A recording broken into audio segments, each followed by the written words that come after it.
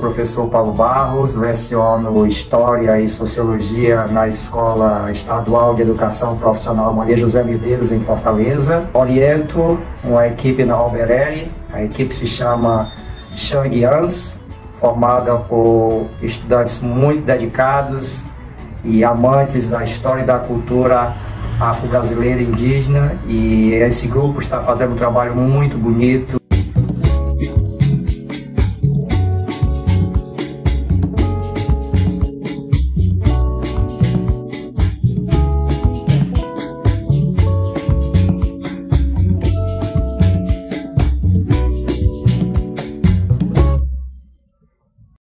O Brasil é um país rico em diversidade religiosa e cultural. Entretanto, as religiões de matrizes africanas e indígenas enfrentam perseguições ao longo de muitos anos.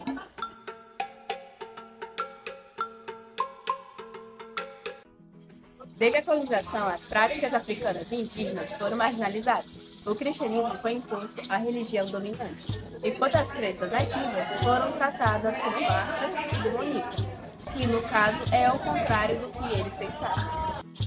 Além que os colonizadores forçaram a catequização dos povos indígenas, punindo quem não seguia. Logo em 1661, o jesuíta João Felipe Derdorff teve sua primeira missão, que foi constituída com o povoamento. Com o avanço das missões religiosas, o povoado cresceu e, consequentemente, milhares de indígenas desceram para a vila de Santarém. Esse movimento causou grandes perdas indígenas, sendo genocídio, etnocídio, interferência na organização social e na religiosidade. O candomblé surgiu da adaptação de crenças africanas, sendo fundamental para a identidade da comunidade negra. Por ser uma prática alternativa ao padrão europeu, foi perseguido ao longo da história. Durante o período colonial, a Igreja Católica e o Estado reprimiam religiões não católicas, especialmente as dos negros escravizados. No Império, houve uma certa flexibilização da liberdade religiosa, mas apenas para o protestantismo. Enquanto o candomblé continuava marginalizado e visto como ofensivo à moral política, apesar da separação entre a Igreja e o Estado em 1891, as religiões de matriz africana continuam sendo perseguidas. O Código Penal de 1890 criminalizou práticas como o curandeirismo, atingindo diretamente o candomblé. Isso mostra como os valores europeus continuaram dominando, mesmo após a laicidade oficial.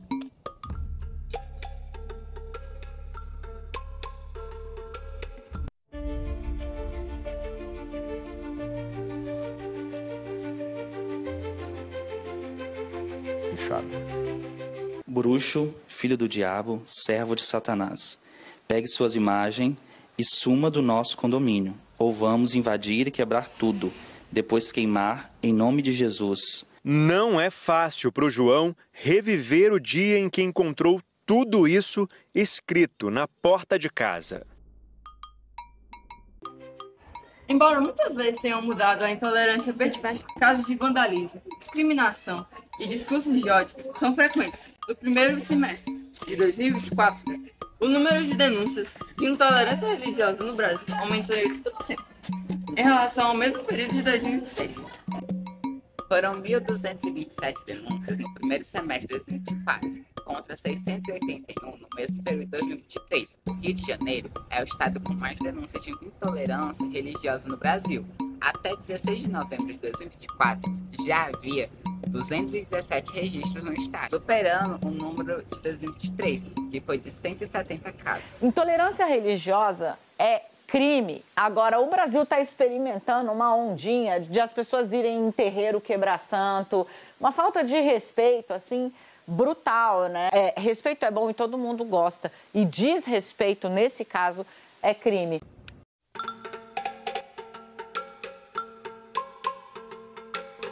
Apesar da intolerância, essas religiões resistem e enriquecem nossa cultura. O samba, a feijoada, até mesmo o carnaval têm raízes afro-brasileiras. Os povos indígenas preservaram saberes ancestrais que ensinam o equilíbrio com a natureza.